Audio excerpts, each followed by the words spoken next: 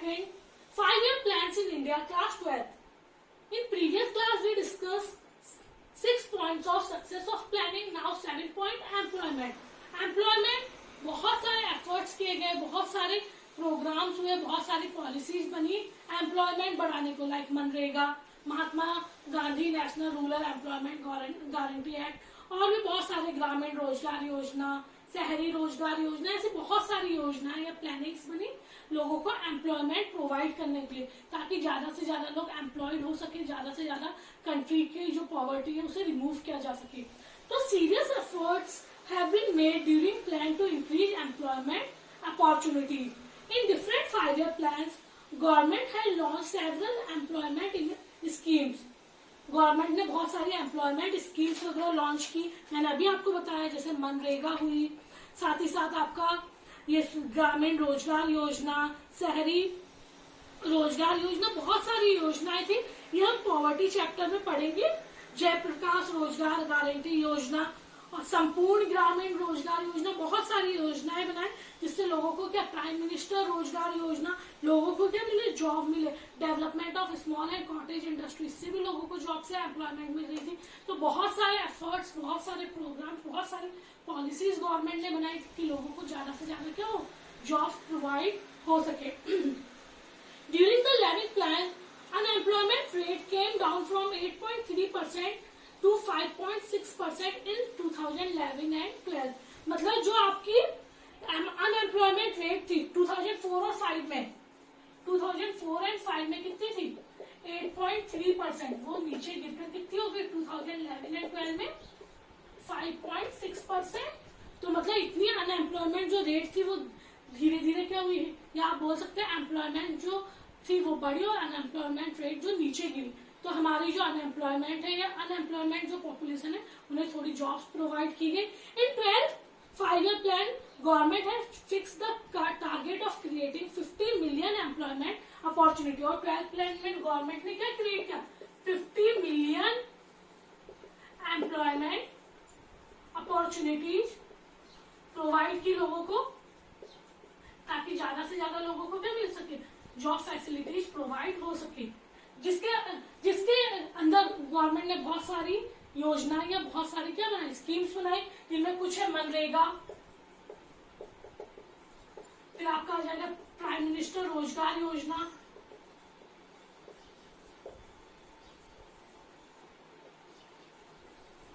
Then ग्रामीण रोजगार योजना, गांव के लोगों के लिए, ग्रामीण मतलब गांव के लोगों के लिए. फिर आपका था इसमें development of small and cottage industry, बहुत सारी स्कीम, बहुत सारे, ताकि ज्यादा से ज्यादा लोगों को क्या मिल सके, एम्प्लॉयमेंट मिल सके. और एम्प्लॉयमेंट अपॉर्चुनिटीज प्रोवाइड होने के कारण जो अनएम्प्लॉयमेंट का रेट था वो थोड़ा कम हुआ. जो आपका 2004 और 5 में 8.3% था वो कम होकर कितना हो गया 11th प्लान में 5.6%.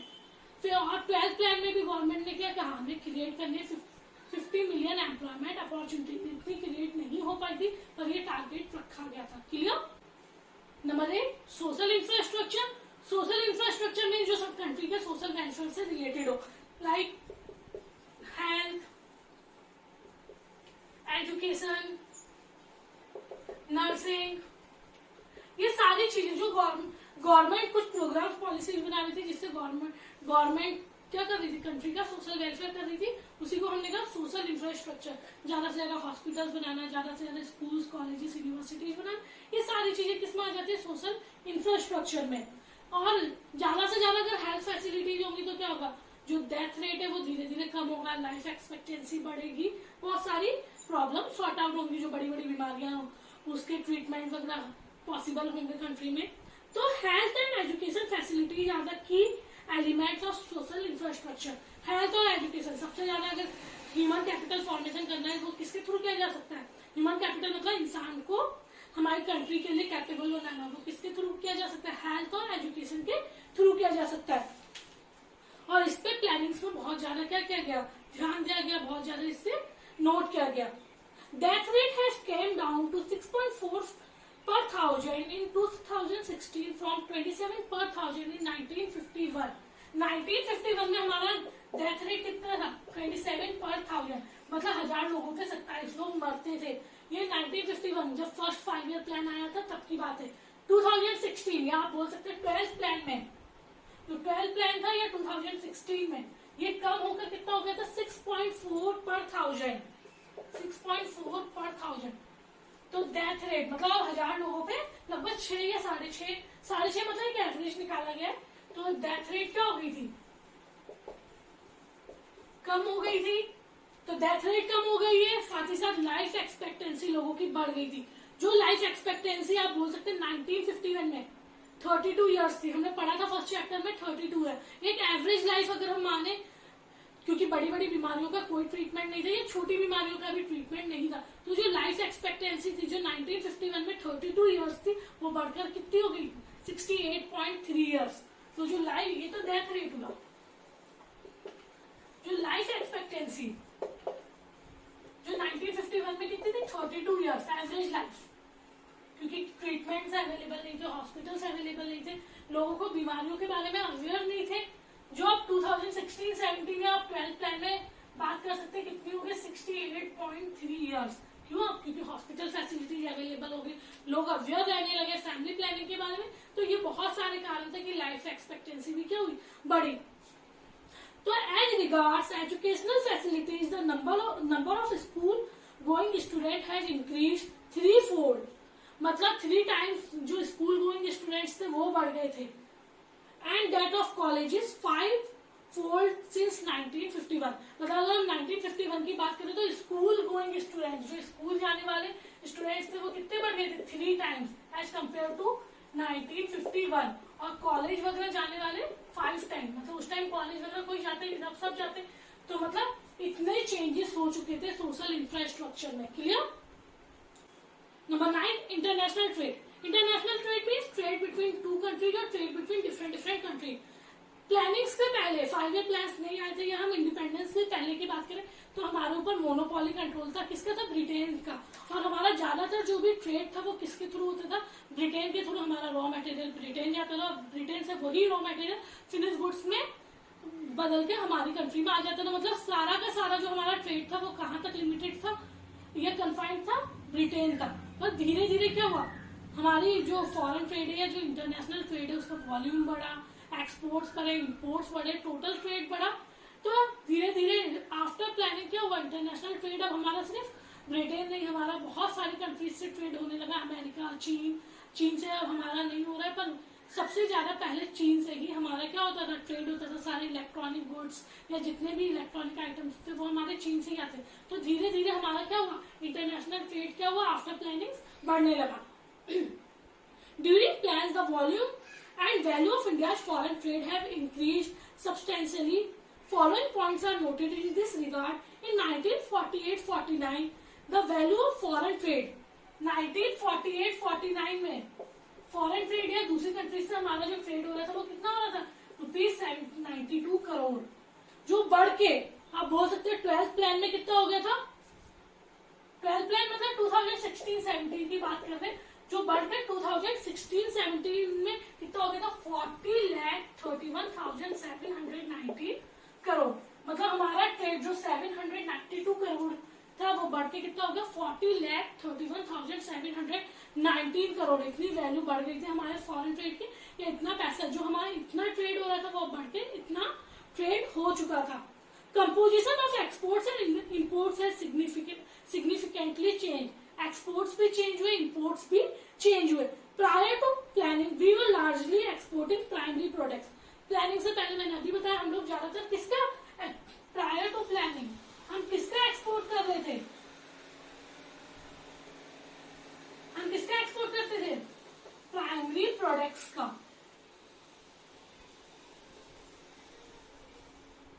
हम ज्यादातर एक्सपोर्ट किसका कर रहे थे, प्राइमरी प्रोडक्ट्स का।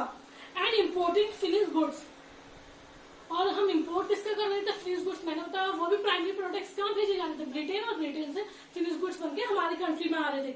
Now the pattern is gradually reversing, पर अब धीरे धीरे ये पैटर्न क्या हो गया, चेंज हो गया। हम फिनिश गुड्स भेजने लगे और ज्यादातर रॉ मटेरियल क्या करने लगे, इंपोर्ट करने लगे, मतलब सब कुछ चेंज हो गया था। We are now exporting engineering goods, और हम सिर्फ प्राइमरी प्रोडक्ट्स नहीं भेज रहे, अब हम क्या एक्सपोर्ट करने लगे, we are now exporting engineering goods. Engineering goods वगैरह का भी हम क्या करने लगे, एक्सपोर्ट करने लगे। This is a sign of India emerging as an industrial nation, और इससे क्या पता चल रहा है कि हमारा इंडिया धीरे धीरे एक इंडस्ट्रियल कंट्री बनती जा रही है। तो जो हमारा इंटरनेशनल ट्रेड था जो बहुत कम था 792 था, आफ्टर इंडिपेंडेंस वो बढ़कर कितना होगा 40,31,719 करोड़। तो प्लानिंग से पहले हम क्या थे, प्राइमरी प्रोडक्ट्स एक्सपोर्ट करते थे, और वो भी किसको करते थे, ब्रिटेन को। पर अब सिचुएशन बिल्कुल रिवर्स हो गई है, हम क्या करने लगे, फिनिश गुड्स को एक्सपोर्ट करने लगे। इंडिया अब क्या करने लगी, इंजीनियरिंग गुड्स को एक्सपोर्ट करने लगी, और इससे पता चला है इंडिया धीरे धीरे कैसी कंट्री बनती जा रही है, इंडस्ट्रियल कंट्री बनती जा रही है। क्लियर। लास्ट टॉपिक और next topic, failures of planning. इसके बाद आपका चैप्टर कंप्लीट हो जाएगा। ये सबसे बड़ा चैप्टर था आपका पूरे जो इंडियन इकोनॉमिक डेवलपमेंट की जो बुक है उसमें सबसे बड़ा चैप्टर, ये लेंथी चैप्टर यही था, क्योंकि बहुत सारे प्लान्स थे, बहुत सारे उसके प्रोग्राम्स थे, पॉलिसीज थी, फीचर्स थे, फेलियर्स थे, गोल्स थे, सबसे अचीवमेंट थे, तो बहुत सारी चीजें थी इस चैप्टर में, इसलिए सबसे बड़ा चैप्टर यही था। सबसे बहुत प्लानिंग में इतने सारे अचीवमेंट तो देखिए, पर प्लानिंग हर तरह से पूरी ही नहीं, बहुत सारे फेलियर्स थे, या हम बोल सकते बहुत सारे प्लानिंग्स की कमियां भी थी। सबसे पहली जो कमी निकल के आई वो थी एब्जेक्ट पॉवर्टी। एब्जेक्ट मतलब होता है रिमूवल ऑफ पॉवर्टी। हमने बोला तो था पॉवर्टी को रिमूव करना है, पर ऐसा नहीं हुआ, पॉवर्टी रिमूव नहीं हुई। और आज भी हम देखते हैं 50% वर्ल्ड के जो गरीब है या पुअर बोले जाए वो इंडिया में ही रहते हैं। एलिवेशन ऑफ पॉवर्टी, एलिवेशन और रिमूवल एक ही बात होती है। Elevation of poverty was the central theme of poverty planning. जो एलिवेशन ऑफ पॉवर्टी और रिमूवल ऑफ पॉवर्टी क्या थी, सेंट्रल थीम थी प्लानिंग की। मतलब प्लानिंग की ही इसलिए गई थी कि हमारी कंट्री से क्या हो, गरीबी मिटे या पॉवर्टी मिटे। But this is where we stand in India, 21.9% of population still lives below the poverty line। पर आज भी हम क्या देख रहे हैं, 21.9% लोग कहाँ रह रहे हैं, BPL या below poverty line रह रहे हैं। These are those people who are not getting, और BPL मतलब ये नहीं होता कि मतलब उनके पास मतलब सब कुछ है, घर वगैरह नहीं है, वो जिनके पास रोटी भी नहीं है, कपड़ा भी नहीं है। तो BPL मतलब जो अपनी एसेंशियल ऑफ लाइफ, जो अपनी जो जरूरतें, मेन जो जरूरतें हैं वो पूरी नहीं कर पा रहे, एसेंशियल ऑफ लाइफ भी क्या नहीं कर पा रहे, जिन्हें नहीं अवेलेबल हो रहा है, वो 21.9% लोग। और सरप्राइजिंगली हम ये कह रहे हैं कि भैया हमारी कंट्री ऐसी है जिसमें सबसे ज्यादा गरीब है, या हम बोल सकते हैं इंडिया में नियरली 50% गरीब इंडिया में ही रहते।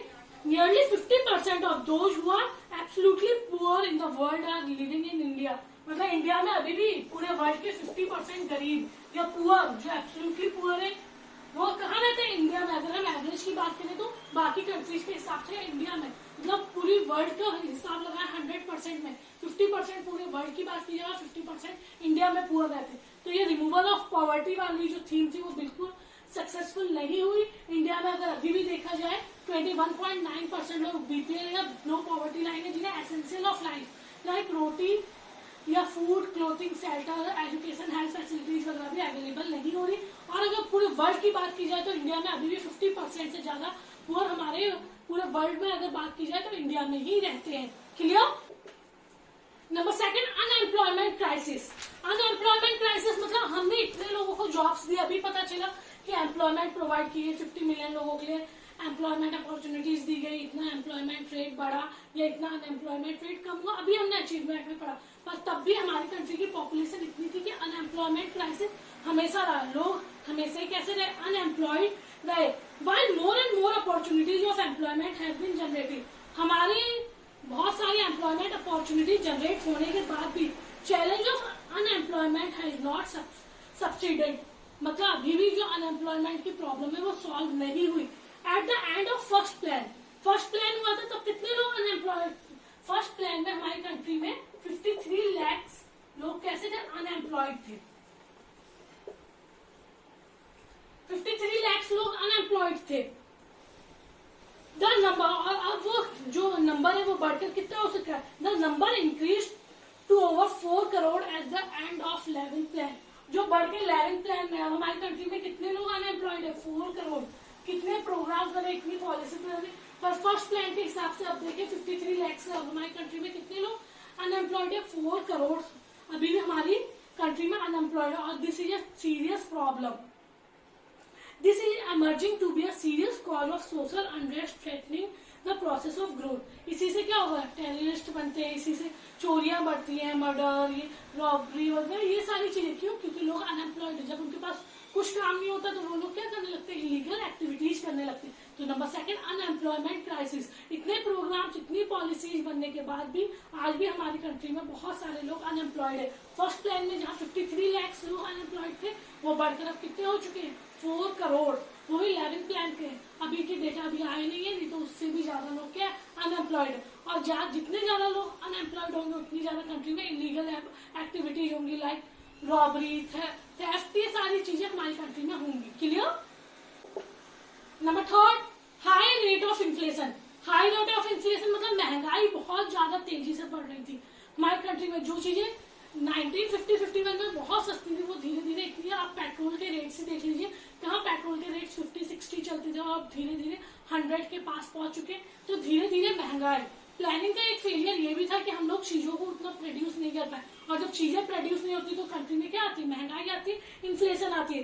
Bye and large we have failed to tackle inflationary spiral in the country. Inflationary spiral means महंगाई को कंट्रोल करने में हम फेल हुए। Because of high rate of inflation during 5-year plan, real income of the people has tended to erode. Real income तो बढ़ रही थी पर भाई महंगाई भी बढ़ रही थी, तो धीरे धीरे जो रियल इनकम है वो लोगों की, भाई 100 रुपए बढ़ी अगर लोगों की इनकम, चीज भी महंगी होगी 80 रुपए, तो भाई जब चीज महंगी होगी तो लोगों की जो रियल इनकम थी वो धीरे धीरे इरोड होने लगी, कम होने लगी। Economic divide between have and have not has tended to rise. और एक इकोनॉमिक डिवाइड हो गया था हैव एंड हैव नॉट्स। कुछ लोग ऐसे थे जिनके पास सब कुछ था और कुछ लोग ऐसे थे जिनके पास कुछ भी नहीं था। हमारी कंट्री में ज्यादातर ऐसे ही लोग हैं जिनके पास कुछ नहीं है। 80% हमारी कंट्री ऐसी है जो हैव नॉट्स में भरी हुई है और हैव वाली सिर्फ 20% है। तो कंट्री दो पार्ट्स में डिवाइड हो गई थी, हैव एंड हैव नॉट्स।